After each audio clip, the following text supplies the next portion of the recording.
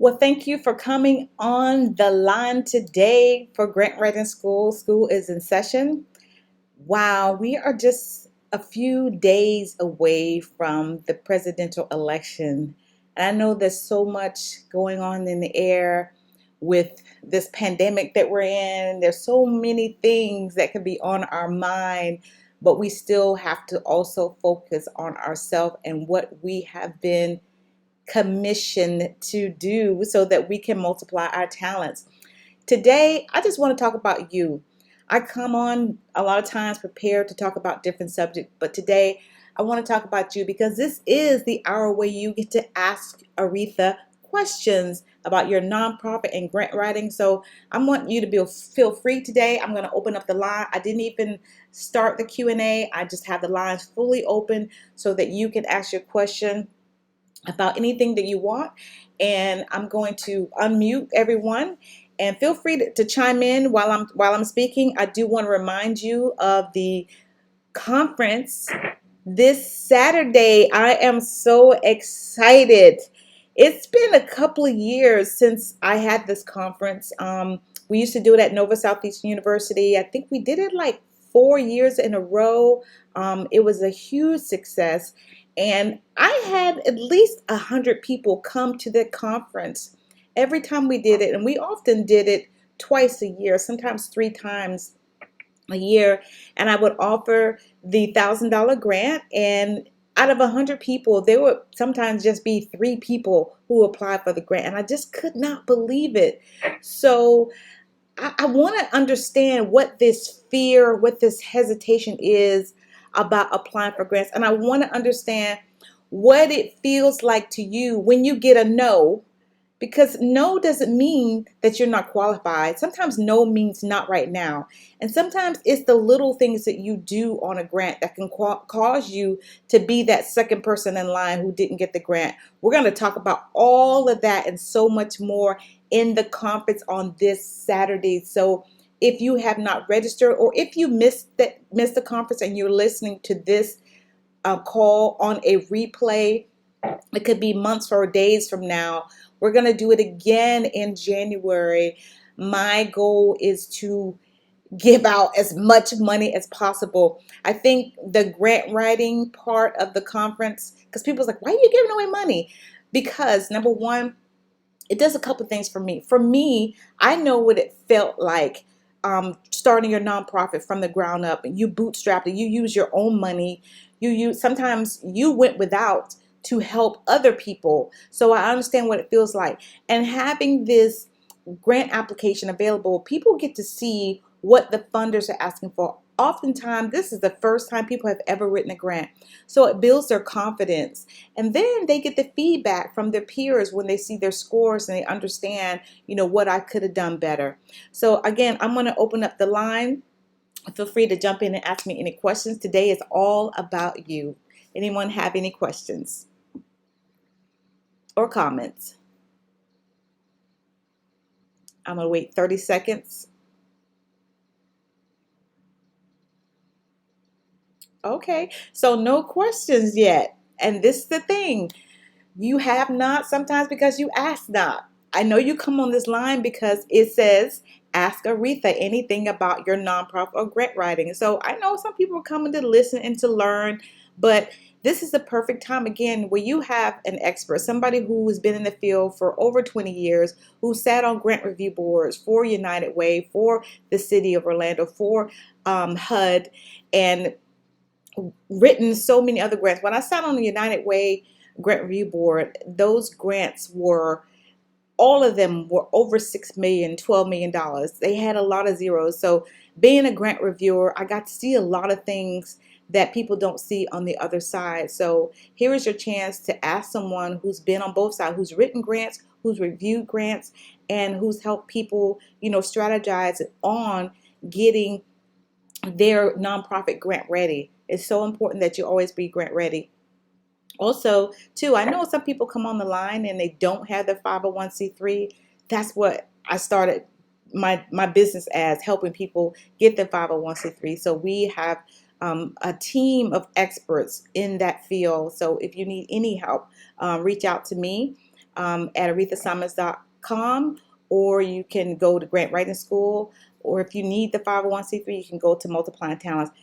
I'm so excited that in the conference, for those of you who may have come to the conference about 3 years ago, I had a young lady who wrote a federal grant, and I don't want to get into too many details because she's going to come back to the conference, but I invited her. She flew all the way from California. Now we don't have to fly anymore because of the social distancing. We can do a lot of things virtually, but she's going to tell her testimony about when she got a government grant. She got multiple grants now. She is a pastor, so this is somebody who's trustworthy in the community. The city knew about her. She got city grants, and then she was indicted on multiple charges for fraud because of the federal grant. I'm going to let her tell her testimony. I'm going to let you hear from her what she went through, because she did end up going to federal prison.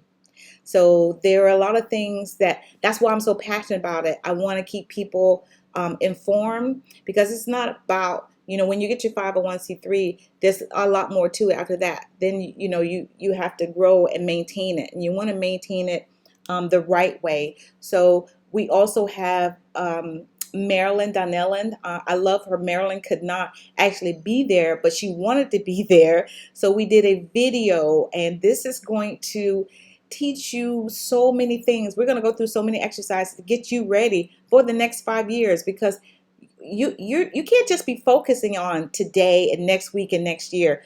You have to have your 5-year plan for your nonprofit if you want to continue in that business, because it is a business. So again, I'm going to stop for a second and see if anyone has a question. Feel free to ask me. I am here for you. This is your classroom. Anyone have? Go ahead. Did you have a question? Area code 252. Did you have a question? This is Jean. Am I okay to ask? Yes. Yes. Okay, when it comes to your writing about, I guess my question is when it gets into the actual grant. When it says measurable outcomes, what is the way to make sure you give an adequate answer to that question, measurable outcomes? That is a very good question. A lot of times people will ask you, okay, what do you plan to do? And then when you tell them what you plan to do, Jean asks, what are the measurable outcomes? Excuse me. So sorry. Should have put this on vibrate. And then it asks for your measurable outcomes. So let me give you an example. If you say that you're going to help elementary school, you're going to help 100 third graders, your measurable outcome would be you help 50 of the 100 third graders pass to the fourth grade by helping them, improve their reading and their writing and their math skills. So those are the measurable outcomes. They want quantitative data on, what you plan to accomplish, what you're proposing to accomplish. And you could have already have done this, and you could give that data from what you've done in the past. And normally when you're writing a new grant, it's asking you about your future program or the current program that you're in. And so you want to give that data. So by the end of the year, we hope to feed, 5,000 extra people. So, those are the measurable data that they're asking for. Okay. All right. Okay. That was a great question, because a lot of times we see that and we're like, okay. But I tell people, use Google. Google, they call him Dr. Google for a reason. I mean, read. That's why I have the conference calls. That's why I have the grant writing classes. And again, this is your school. This is your grant writing school. So you have one of the best in the business. And I say that with all sincerity. I'm not just any teacher. I am your teacher. So please use me. That was a great question. Did you have another question, Jean? I do. Okay. When it comes to volunteer, because I don't know how it looks. We are totally volunteer supported. And I think I missed last week of how do you count these hours as income? Because that's we've been 8 years, but it's all been volunteers. So I'm not sure I've been calculating that time as measurable for income. So how would you go about doing that? You must have a volunteer sign-in sheet Okay. because that's the only way you're going to know how many hours people volunteered. Okay. Am I right? So every time Yes. people volunteer, you're not going to remember because you're so busy, doing multiple things. So have a volunteer sign-in sheet. It could be Okay. done electronically, or you can have one person assigned to keep up with it. But when you do, then you calculate. So say I volunteer for you and five other people volunteer for you. We volunteered 25 hours this week. So um, I'm going to do the math. 5 times 25. Somebody probably already know that off the top of their head, but I'm not a mathematician. So it's 125 hours this week. And Okay. 125 hours times 26.50. That is what a the value of one person is. So Okay. if I volunteer for you for 25 hours, I'm gonna go back and do the math. 25 hours times five times $26.50, and I need to verify that that is still the value. That was the value of it a couple of years ago. That's $662.50 that Mm-hmm. you could count as that would have been money you paid out, or if you apply for a matching grant, you can say this is how we would match that by having volunteers match this donated time. This saves us $662.50. So instead of you Okay. paying somebody that $662, then you've saved that money. I hope that makes sense to you. If it doesn't, please let me It does. know. I'm with you. So I would calculate, like we have 15 volunteers and whatever they're doing per week, I need to uh, multiply that to get the value of their time. Exactly, exactly. Exactly. And I'm going to verify and I'll tell you in the conference what it is right now, how much volunteer hour is. I know right now here in Florida. Where are you calling from? North Carolina. Okay, North Carolina. Um, it was that amount. Um, I'm Googling while I look. Oh, it's Okay. up to $27.20. Oh, really? Okay. Yes. So yes, and this I got this from Newswire, so it's an independent sector that deals with nonprofits. This was as of July 21st, 2020. It's Okay. now up to $27.20. This is that was a great question, Jean. And you show that's income. You can show that's income when they're asking for your budget. Well, it's not income. It's not income. And you would Okay. use that for matching grants as so if a matching grant say you have to raise $5,000 and we'll give you $5,000, that's how you would use that. You're not showing that as Okay. income. You're showing that as Match. an expense that would have been, that it would have been an expense had you had to pay it. Okay. Okay, I and got you. Thank you. you're welcome. You're welcome. And I know it could be confusing, and that's why I'm going to have a class where we're going to talk about we're going to actually fill out a matching grant so that you can see and do the math and do the budget, because that's another problem that people have. They can't figure out the budget. So that's why I put the sample grant on grantwritingschool.org for you to Mm-hmm. download and then kind of play with it. It is a sample one, so it may not fit for everybody. You may not need equipment. You may not need personnel. You can change those top lines to fit your nonprofit, but it just gives you an example of what a sample budget would look like and how it would be calculated. You Okay. you asked a great question. That was great. So the line is still open for any other questions. Again, I'm excited. I was getting ready to talk about Marilyn Donnellan. Again, that's somebody you want to go to Amazon and Google and buy her books. Some of them are ebooks. She is fantastic. She talks about board development, succession plans. There's so many things that she talks about. And we're going to be, like I said, we're going to be tapping in a lot of those areas in the conference. So I'm excited about the conference coming up in a few days. It's not too late to register. For those of you who have not registered, please go on grantwritingschool.org and register. Tell a friend, tell someone who has a nonprofit or who is thinking about starting a nonprofit. They need to be in this conference. I promise you, it's worth every dime and then some, because there's so much information that you walk away with that you can use for a lifetime. And I mean that, for a lifetime. So again, it's the Q&A is open. I'm gonna wait 30 seconds. You know, we get in school and we get out. This is a virtual school. It's not a set time.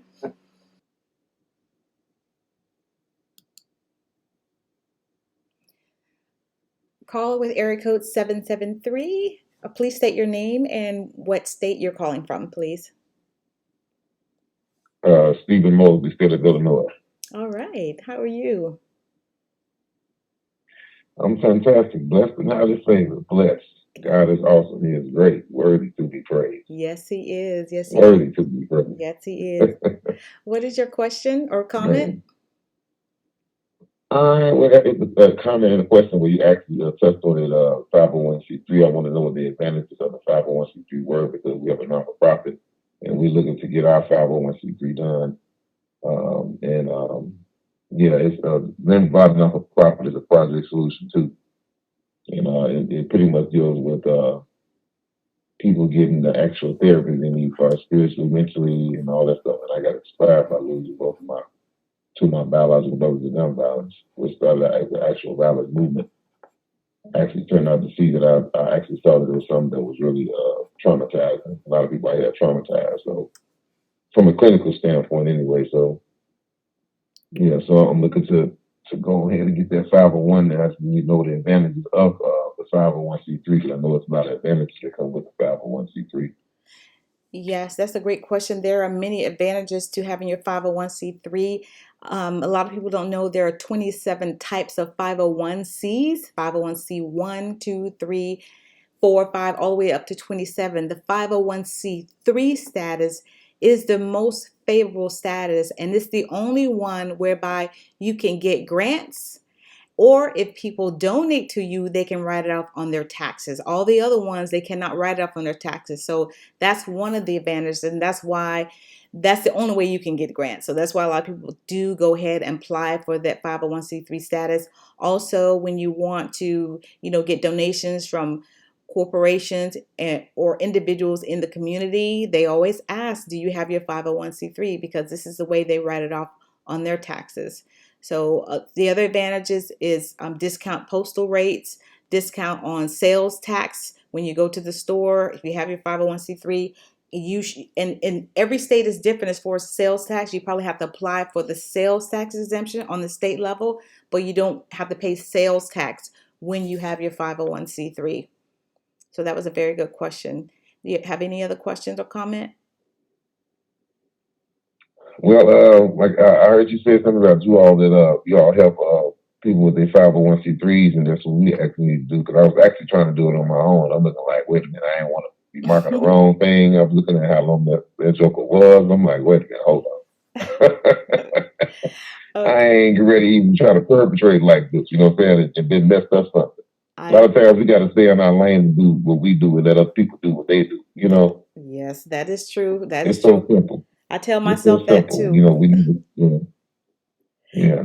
So you can go to multiplyingtalents.com and you can fill out the client information form. Basically, it's going to ask you your Hold on, business. let me get it. Let me get I'm grabbing my pen. My pen is, hold on, I'm trying to grab one. Okay. Oh, Okay. sorry. Okay. Big car. I'm sorry. That's Reaching okay. on my desk over here. Stuff laying everywhere. Hold No problem. While he's grabbing his pen, if you on. have a question, press *6 and the number 1, and I'll open the lines up for you to ask a question, or you can make a comment. Okay, what is it now? It's multiplyingtalents.com. Multiplying Talents. multiplying talents. Yes, talents.com. Multiplyingtalents.com. Conference.com with an S, right? Yes, with an S. Yes. If you forget, you Okay. can always inbox me on grantwritingschool.org. I think I saw you sign up for the notice for the conference call, and I thank you for coming on the line tonight. I definitely appreciate you. I'm looking like, well, it's going to pop up at the best time, because like, man, people definitely need it. I had it start real bad. Awesome, awesome. Can I ask you how you found out about the conference call way in Chicago? Well, I think came across you on Instagram, one of them. I don't Okay, believe it's Facebook, might have been Instagram. okay, excellent, excellent. Well, thank you. Did you have any other questions or comments? No, that'll be it. That pretty much was the icing on the cake right there. Okay, all right, fantastic. Glad I could help. Okay, the Q&A is open. I'll press star six and number one if you have a question. I'm gonna wait about 30 more seconds. And while I'm waiting, again, I want to remind you to go to grantwritingschool.org, sign up for the conference on this Saturday. It's from 10 a.m. to 2 p.m. Eastern Standard Time. I promise you, you'll walk away, as I said, with information that you're going to use for a lifetime and the connections that you make in there. And we are going to, go over the things that you need to know when you start your nonprofit. You need to know how not to jeopardize it, how to maintain it, and there's so much more. Grant writing, we are going to go over that, and we're going to have guest speakers there to give you information that and tools that you can use. Star six and the number one. Okay, well, I guess there are no questions. I want to thank you all for coming to Grant Writing School. Make sure you tune in. Come back to school next Monday, whether it's 11 a.m. or 8 p.m. Eastern Standard Time. I appreciate you all. You have a good evening.